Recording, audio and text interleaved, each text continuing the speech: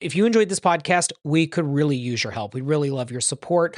This podcast is not funded by anybody other than you. So the fact that you're hearing it on the schedule that you're hearing it is because people like you really love this podcast and want to support it. So if you can, please go to kehilarva.org/donate. That's kehilarva.org/donate. Links are down here. Just $5 a month, guys. Seriously. If you want my time, if you want me to do this, I'd really appreciate it. Thanks a lot and enjoy the show. I'm Rabbi Patrick, and welcome to Kehila.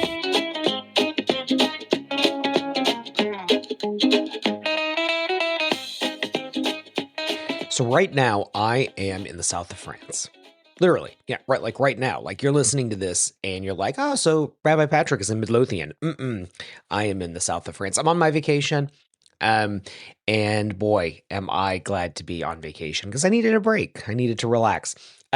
But that doesn't mean that I am not responsible for your Jewish education. So this is a series that I've been wanting to do for a while, but was kind of unsure about what I would do exactly, how I would do it.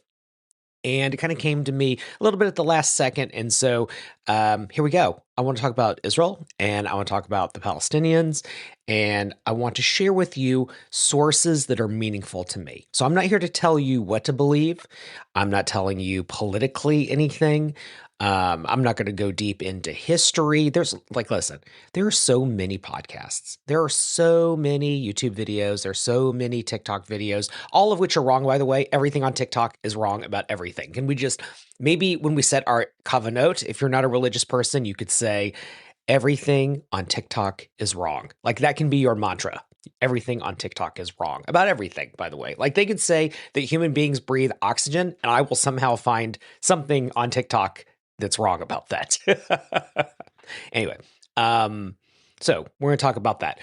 Before we get into that, let's talk a little bit about what we've got coming up. So we have got Shabbat at Second Arrow. You're going to hear more about that towards the end of this thing. And I'm already working on the menu. So I'm thinking like a kind of starter, like an amuse-bouche of hummus, homemade, of course, with some kind of gluten-free something.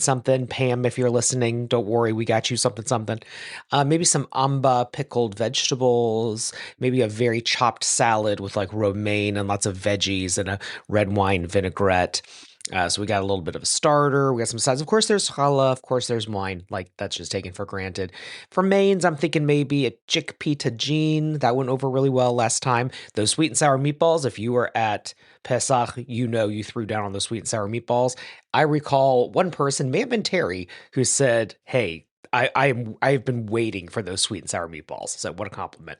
Maybe a sort of, internet famous Greek chicken, like a Bon Appetit type recipe with some lemon oregano. And then listen, I've got so much freaking quinoa that we're going to be eating quinoa for a while, friends. So we have some quinoa too. So that's what I'm kind of thinking. A mostly plant-based dinner because it's Second Arrow, because it's Churchill. And I know that's the kind of thing that crowd is into. So something along those lines. More importantly, let me give you the date. So Friday, May 1st, 6 p.m., Second Arrow, Churchill.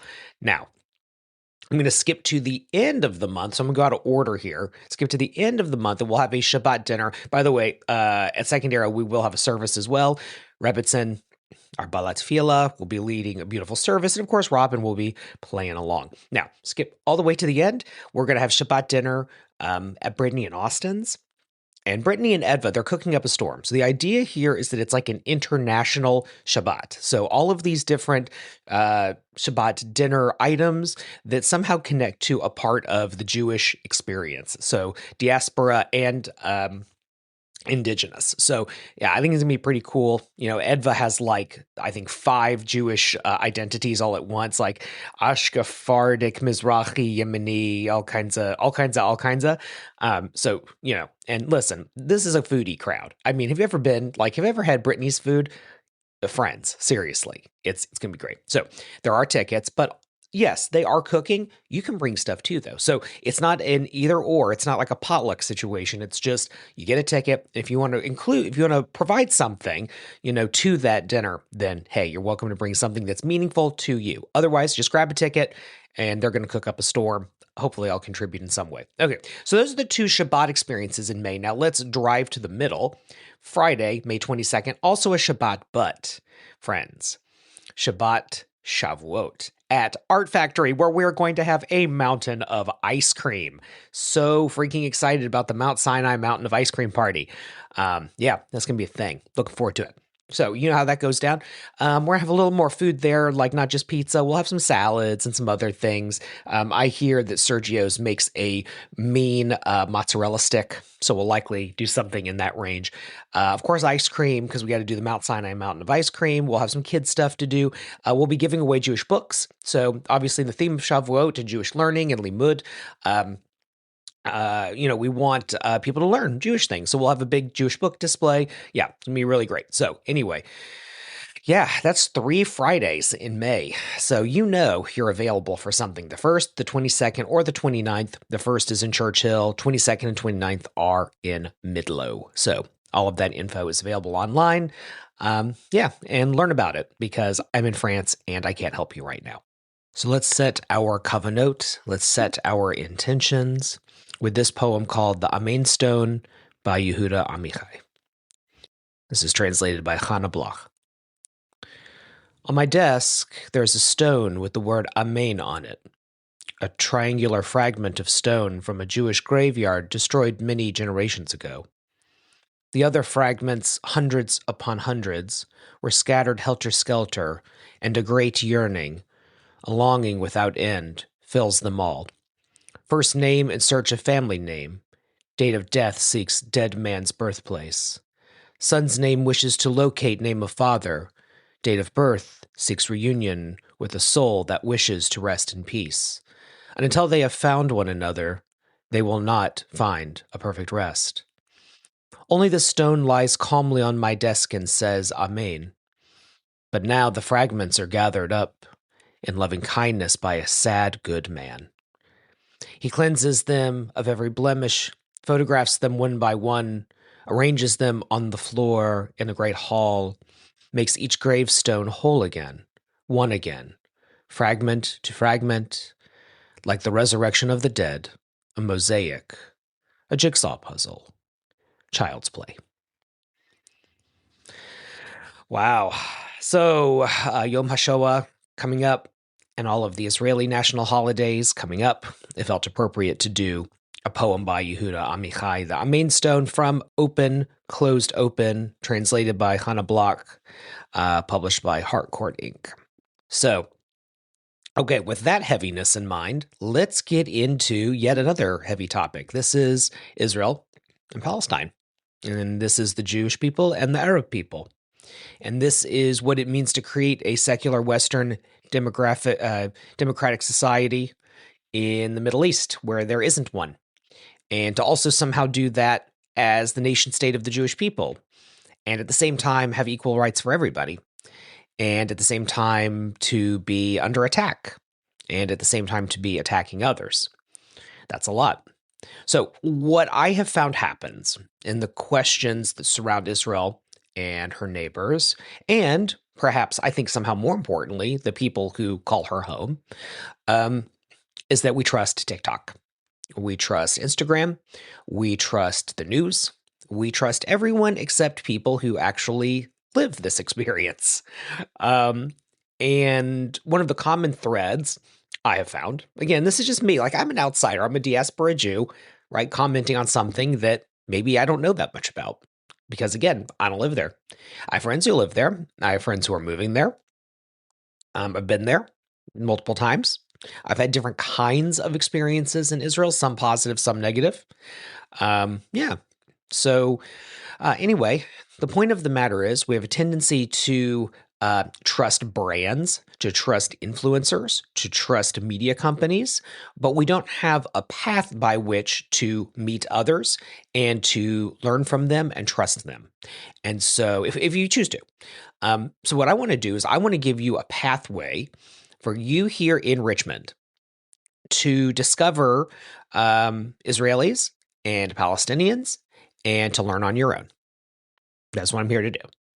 Right? So I'm not here to tell you what to think. I'm not telling you what to believe. And hopefully when you come out of this podcast together, you're going to think, oh man, I still don't understand what Rabbi's take is on things. Good. I will have done my job if you are more confused now than ever, but at the same time are empowered. So here's what I'm going to do. I'm going to give you 6 sources I trust on Israel Palestine. 6 sources I trust. Now, not the only 6 sources I trust, just the 6 sources that are most available to you right now. And not certainly the 6 you must trust. Find your own. Find other people you trust. If you disagree with me on this, that's fine. Hey, listen, we are the free synagogue model. That means freedom of conscience. You're welcome to disagree with me on anything you want. And I'm also not saying that you should trust these 6 in lieu of someone else. So if you have your own sources, if you have other people who you tend to agree with on things, if you have, I don't know, people in your life or media outlets or books or whatever, institutions, okay, great. Those are yours. Now you have 6 more. So that's how we're going to do this thing. They are in no particular order of importance. There's also like no big conclusion at the end here. I'm just going to end up saying the last one, and then that's kind of it. So don't expect a big ending where everything's tied up in a great big bow. This is just, it is what it is. So I'm going to begin with a gentleman named Corey Gill Schuster. So Corey is a Canadian Israeli, and he works in academia. He actually runs a master's program on conflict studies. And so if you're a person who's interested in that, you could go meet him over in Tel Aviv. Now, Corey, here's what he's up to. So Corey has been running this thing called the Ask Project for some time. Huge fan of this. I probably watch one of Corey's videos like once or twice a month. So what he does is he takes questions from outside of Israeli-Palestinian society. Just questions people ask on YouTube. And he goes on the street, sort of man on the street type stuff with a microphone, and he just asks people questions, right? Whatever questions are posed to him. So he always prefaces his encounters with people that, hey, this comes from, and this is like sort of an Israeli term, like the outside, like people outside want to know this question. So some of the questions are hyper political, like who did you vote for? What party do you support? Or 2-state solution, no solution, one state, with like the heavy stuff. Some of it's funny, like he did actually a video I liked, and I remember telling Rebbitzin about this because she thought it was funny too, was a video on what's the difference between dating an Israeli and dating a non-Israeli. It was funny, and like it was so true. I'll get into it real quick. So basically, there was this one group of young women. They're probably mid-20s, something like that, and they're asked this question, and they all start talking about non-Israeli men. And one of the things that they talked about is Israeli men are very straightforward, right? And it's a very straightforward society too. And one woman was like, yeah, like you'll ask an American man, like, where do you want to go for dinner? And he'll go, oh, I don't know. What do you want? And she said, that's not how Israelis are. It's like, this is where I want to go. And then you argue about whether you're going to go there or not, right? So a lot of like, as an Israeli single woman dating, she was like, I never know what they actually want. I never know what's going on because they won't be straightforward with me. So I thought that was kind of funny. So some of this is like lighthearted and some of it's really heavy. So he's asked questions before, like, have you lost anyone in conflict? He asks the same questions of different kinds of people. So sometimes he's talking to Palestinians in the West Bank. Sometimes he's talking to Arab Israelis. Sometimes he's talking to smaller groups like the Druze or the Shomrim, the Samaritans. So sometimes he does that. I think he's done one with Karaites, or like asked, like, do you know any Karaites or whatever? He's done some that are really provocative. One that really sort of comes to mind for me was he went into the territories and he asked about LGBTQ issues. That was enlightening, and I think that's a really good video. Look that up. Yeah, so what Corey does is he tries to be sort of objective. He's a little snarky every once in a while. He does give that as a preface that he does have the right to be a little snarky and silly at times. It's his videos. But yeah, huge fan of his content. What I love about this, and you're going to find a consistent theme here with what I trust, I love the opinions of normal people. there's a couple of really good books that came out recently. Recently being like the past 10 years, actually, now that I think about it. One's called The War on Normal People by Andrew Yang. Fascinating book. There's another book. I can't remember the title right off the top of my head. Oh, I'm looking at it right now. It's called Second Class. And it was written by Batya Ungar Sargon. And so these books that are about, sort of what it means to be an average person, right? Like, what does it mean to earn an average wage, to have an average education, to be the median person in a society?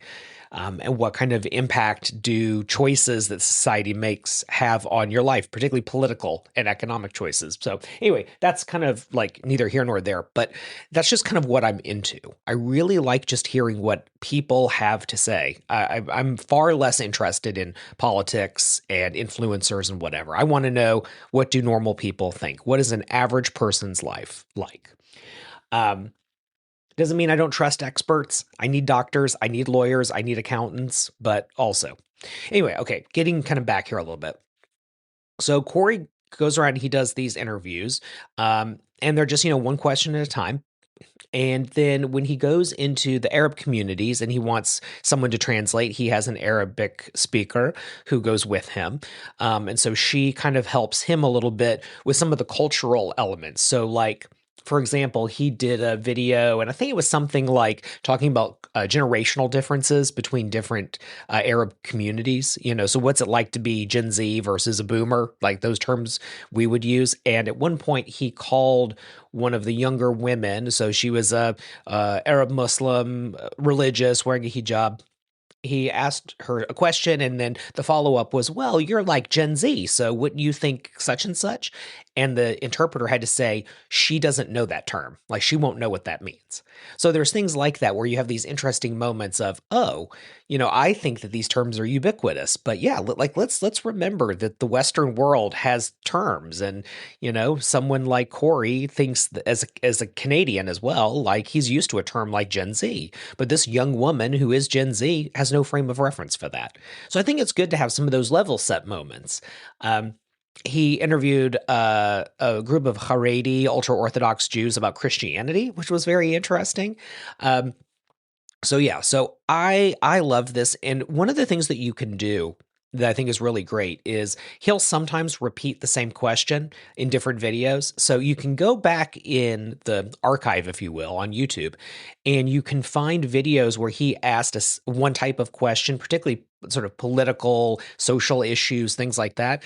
And then there will be some kind of updated version in the future. So if you search the YouTube archive, right, of his videos, you might see the same theme of a video 7 years apart from each other. So how cool is it that you can watch, like, what was the response then and what is the response now? Some of the things that have surprised me about some of his videos. These are very broad generalizations. So one is that when it comes to the politics of Arab youth, and specifically I'm talking about non-Israeli Arabs. So I'm talking about the West Bank. The younger generation is a lot more I don't know what the word is I'm looking for. They're a lot more adamant that Israel is the enemy and there is no cooperation that will ever happen, right? It is a zero-sum game. Whereas the older generation, which you would think might be a little bit more dug in, they tend to actually be more open to peace with Israel. And that's really interesting to me, because it's not a matter of war or no war, fighting, no fighting, but it's interesting to me that the younger generation would be a lot more intense in their feelings that Israel is the enemy, versus the older generation that says, well, like, let's find a way to make it work. I would think generationally, the closer you get to a global democracy or global economy, the more open you might be to other people and to other sort of ways of thinking around politics, and that isn't the case. So I thought that was very interesting. It's also interesting on in terms of Israeli questions. One that really surprised me is the number of times that he would ask questions about religious practice, and Israelis who would call themselves secular, let's say, Hiloni, would actually answer that, like, yeah, like, actually I do pray. Or like, yeah, we do celebrate holidays. We do light candles. So it's interesting how there's this idea of a secular Israeli identity that actually is far more practicing than a secular Jew here in America.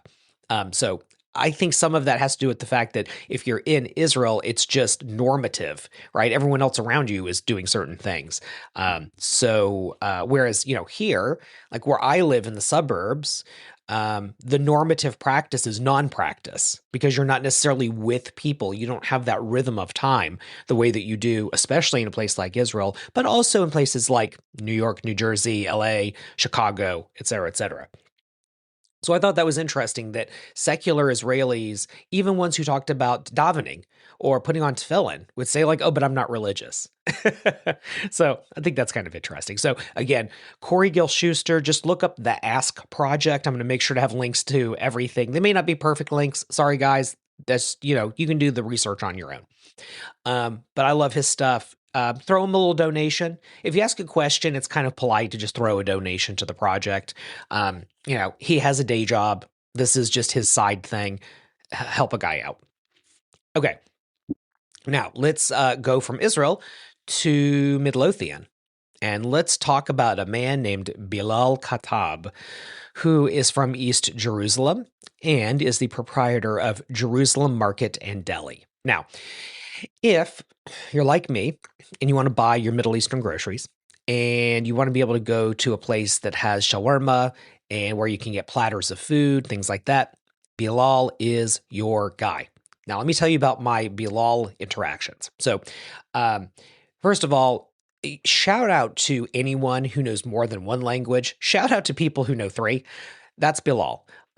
Incredibly smart guy. And comes from an area that has seen a lot of strife. He has a whole backstory. You can go online and read it.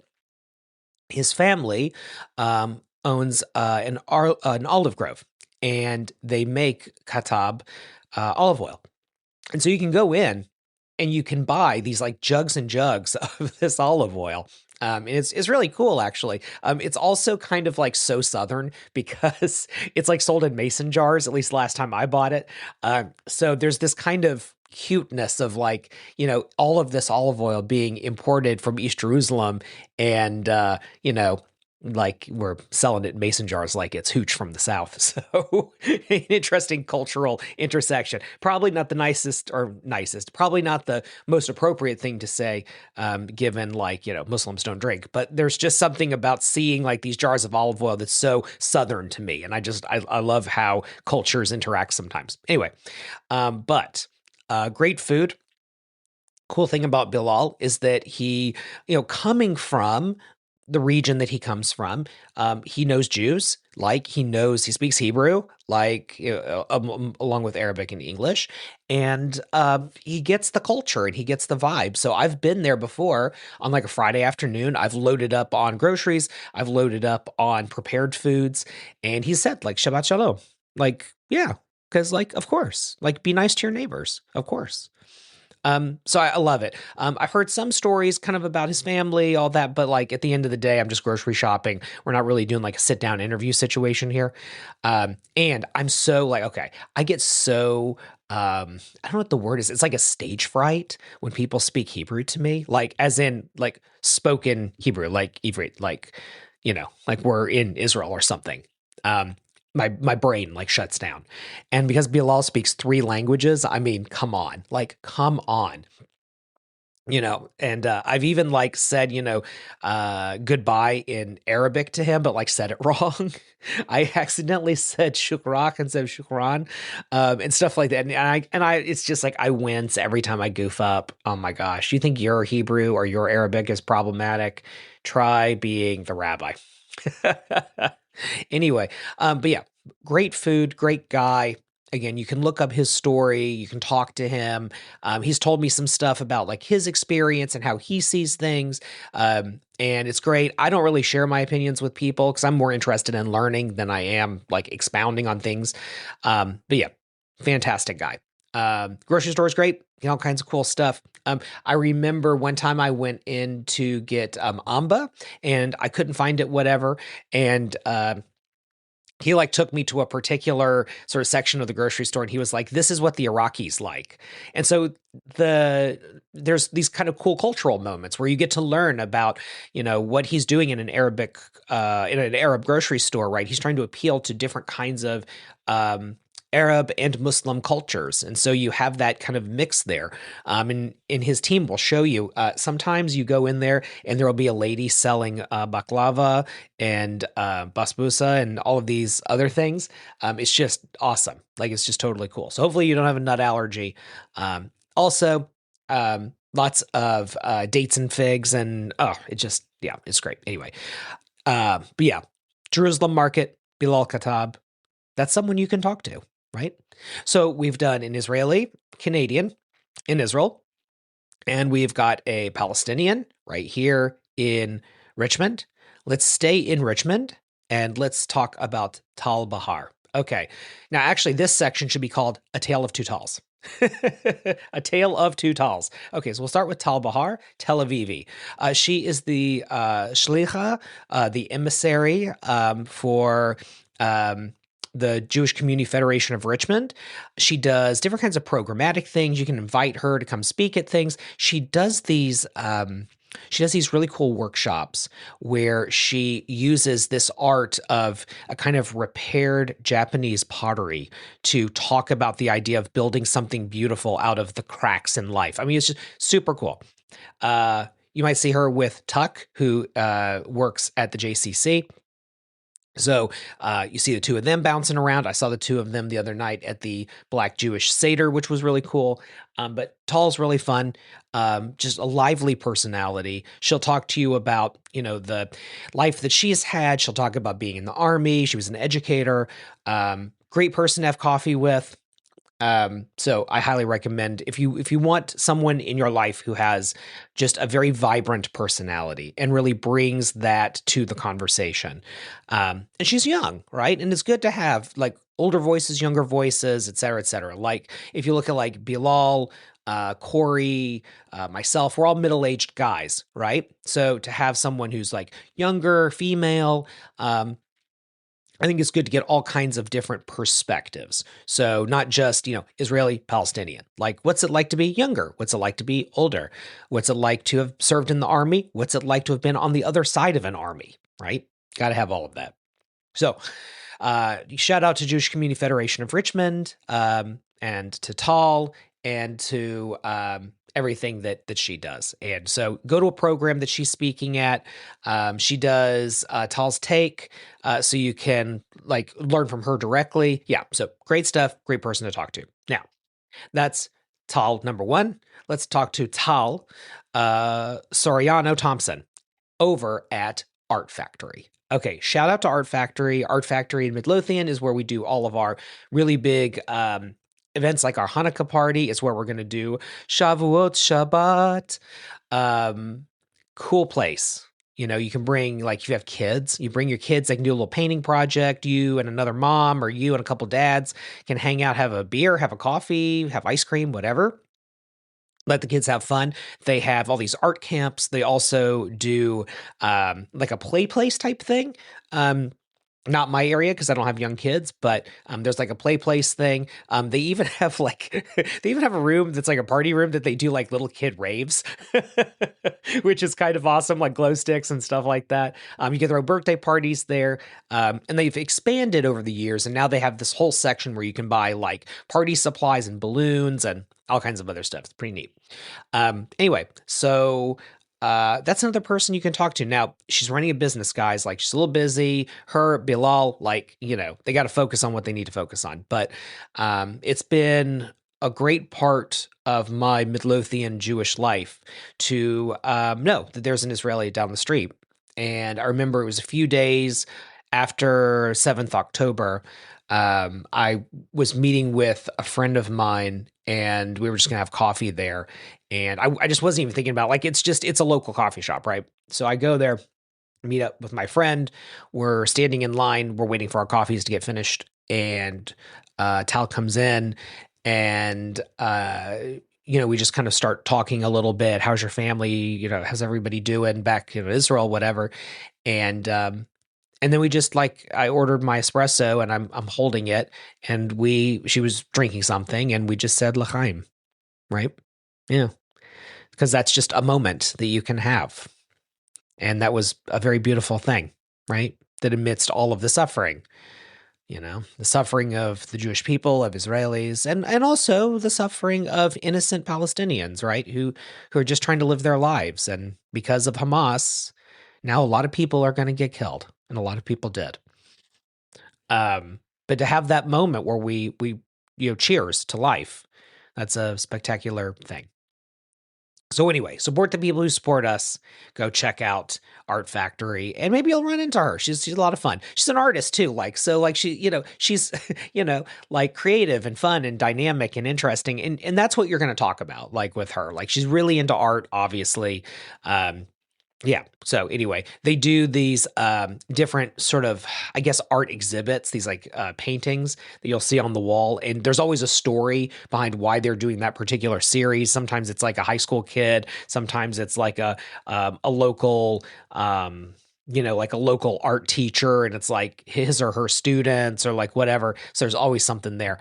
I love these moments in the Tale of Two Talls where you can have different types of Jewish experiences, some that are more directly Jewish, right? So, and Israeli, meaning you're at a Federation event or a JCC event, and then these more casual moments, right? Like you could have at Art Factory. So anyway, absolutely love both of the talls. Okay. Now, finally, kind of going to a whole other opposite end. So this isn't someone you're going to see in Richmond, but a call to action here. We have got to get this guy to Richmond. So this is Ahmed Al-Khatib. So Ahmed is from Gaza. He lives in the United States. He is a blogger. He's an activist.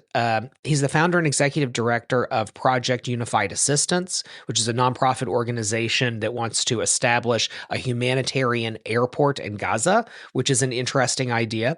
And so he was born in Saudi Arabia, but because of his ethnicity, he's ethnically Palestinian. He worked, his family rather returned to Gaza in 2000. And his whole family is devoutly Muslim. And he left Gaza in 2005. He was 15. And he did like a cultural exchange program. And he did a lot of like Jewish Palestinian dialogue type stuff. And he wound up in this career as a writer and as a nonprofit director. He is the non-resident senior fellow with the Atlantic Council and is working on this thing called Realign for Palestine, which pushes nonviolence and a two-state solution. And he does it in this very sort of interesting way, the way that he thinks about it, where there is both the importance of Israel's legitimate security concerns, but also with a desire for an Arab cultural change. And so he tends to see things through this lens of how do you change culture as part of what can you start doing to build a better life for the Palestinians? And particularly on a practical level, he's interested in this idea of a Gaza airport and that aviation that is controlled to be able to bring in humanitarian aid and to help people from Gaza to be able to leave and come back and to have that free flow of traffic between Gaza and the rest of the world will begin to bring Gaza into sort of a global society. And that will begin that process of acculturating people to a much broader world than the fishbowl that they're currently stuck in. So that is one of many things. He's very critical of the PA, very critical, extremely critical of Hamas.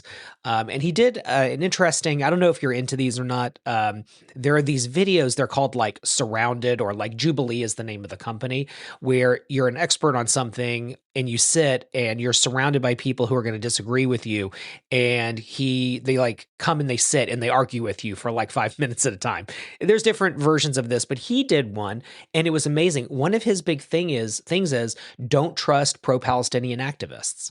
He's like, I am a Palestinian, I can tell you they have it all wrong. And so it's a very interesting way that he sort of views his life, and he views the lives of his, fellow countrymen, and all that. He is an American. He has American citizenship. Um, he has a master's degree in intelligence studies from American Military University.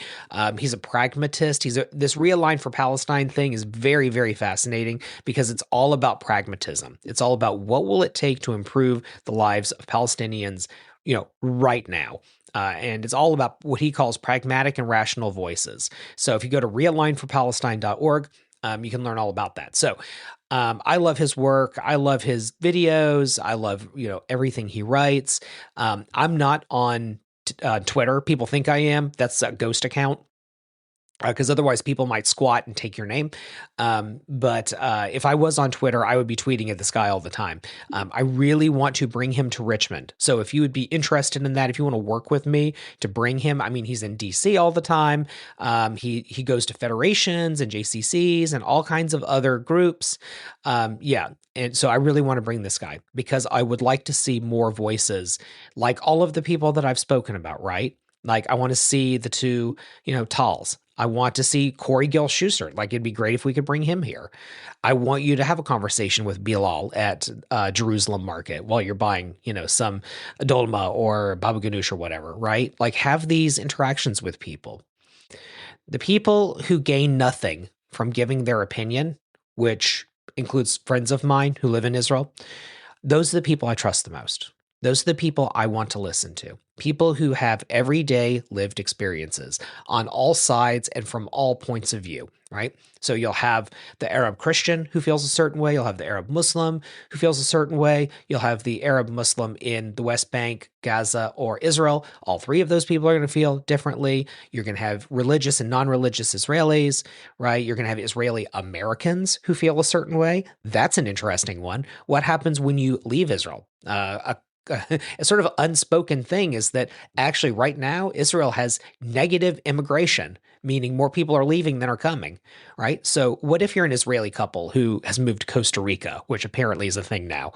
What if you're an Israeli couple who's on Isla Mujeres, which apparently is a thing now? I've experienced both of these things recently.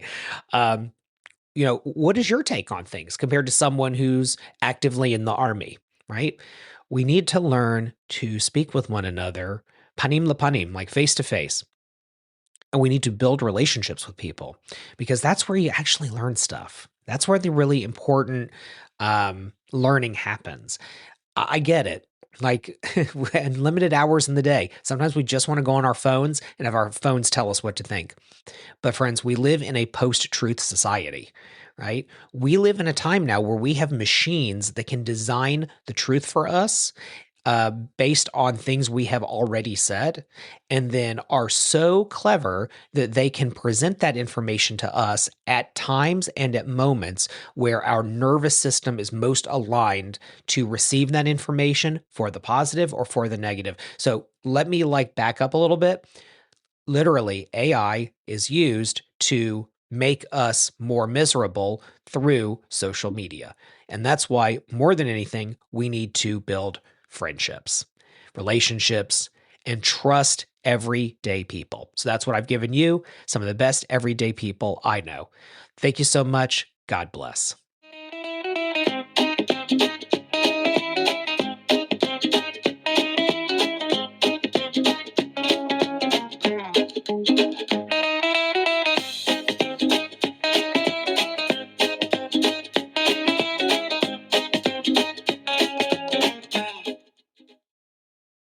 Let's talk about Second Arrow. If you are in Churchill or if you're anywhere, you need to know about our good friends at Second Arrow. They are your advocates. They are your coach, your inspiration, your reality check. They will take the time to actually see you and hear you, and they're pretty funny too. If you're still finding your way with physical therapy and yoga, you can do a one-on-one evaluation. Or if you're ready to just do this thing, you can go on the website and of course they will get you all set up. We are huge fans of Second Arrow, and that's not just because we use their space. We have congregants who love them and actually found out about us through them. So thank you, Second Arrow, for making that happen. They're blending the ancient movements of yoga and the hard science physical therapy to treat pain, prevent injury, and transition you to a safe, active lifestyle. There is nothing like bodyweight challenges to promote lifelong strength, mobility, endurance, and function. And they also have this cute little coffee shop thing going. It's like a self-service coffee shop. Yeah, it's pretty cool. You should check it out. Anyway, please go to secondarrowrva.com. That's secondarrowrva.com. Check them out, 2200 Carrington Street, right here in beautiful Churchill.